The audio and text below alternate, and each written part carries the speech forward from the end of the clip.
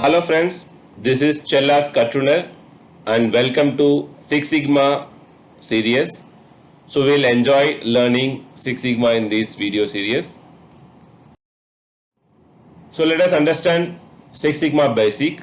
In the last video you have learned about the terminology of Sigma and why this process of problem solving is named as a Six Sigma, because low variation and very low rejection rate processor, that means best process, is called Six Sigma process. So that name has been adopted in this systematic problem solving technique. So basically this is the one line explanation of Six Sigma. So y is equal to function of x. So basically if you want to in problem solving we want to improve the y. So y is any factors like any output where we want an improvement, and f function of x. So it is developed through multiple inputs. That inputs are called x, like you can see in the next line. So there may be n number of inputs which will generate the output of y through processes. So y is dependent variable, that is output. So it is dependent on the input and input variations, and x, all individual x's are independent variables, that they all are all inputs to the y, which is the outcome of your process. So in this methodologies, this basic concept is funnel effect. So we want to improve the y. The y may be anything. So production rate improvement, productivity improvement, yeah, rejection rate reduction or rejection ppm reduction. So anything, any improvement possibilities, that is taken as a y, that is a target of Six Sigma project. So that y is function of x. So that x's are listed out, and that has been through different statistical tools, that has been just screened and removed, less contributing and less affecting, and not important x's are removed through funnels. Only critical x's, critical x means critical inputs, which are causing to the output, that is getting funneled, and only few critical x's are further taken for statistical analysis, and further it will be improved through actions. So this is what the basic functions of Six Sigma problem solving techniques. That is, one is y is equal to f of x. Second one is through the funneling effect, screening the critical x's and only carry forward the critical x's for further analysis and identifying actions to improve the variations of those x's. And we have two types of processes in Six Sigma. One is DMAC. So DMAC is define, that is select the area for improvement, that is y, and launch project, identify team, establish the charter, collect customer voice. So we'll see in detail each and every phase in forthcoming videos. Now this is the basic, you please understand the basic things. Second one is measure, map the process, the process which needs improvement, and collect the data, identify all the x's and filter the key x's. I already told key x. X means inputs, and analyze the data and identify the root cause for improving the key inputs, and further improve, generate the solution, evaluate the actions, and trial and implement the actions. You have to trial and you have to evaluate whether it is giving results or not. Then after it has to be implemented. And final, after implementing the actions, you have to control and standardize the actions so that in future it will be having the reference. It cannot be further deviated from the whatever the things implemented.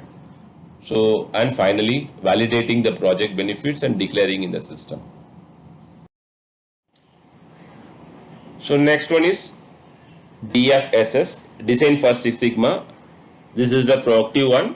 So earlier one is reactive one because that was used in problem solving of existing products, and this one is used in problem solving of, anticipating the problem and addressing that in design and development stage. So let us understand the stages. First one is define. Define design goals, launch projects, identify team and establish charter, measure the data, identify the critical to quality characteristics, identify the risk and production capabilities. Like I said, here we are evaluating the new products and new projects and anticipating the risk. And next stage is analyze the data and identify the best design. And next stage is conclude the final design and test the product and services and trial and implement the actions. So after analyzing, so we conclude the best design because based on this measurement and other things, so we will analyze the data and we'll have multiple options and solving, anticipating problems, and we will conclude the best design and will further finalize it and test and validate it through proto products or through softwares, and will do the implementation of small batches, and we verify that by further validations and evaluate the outputs with the designs at various conditions. So then it will go for a implementation in the final stage.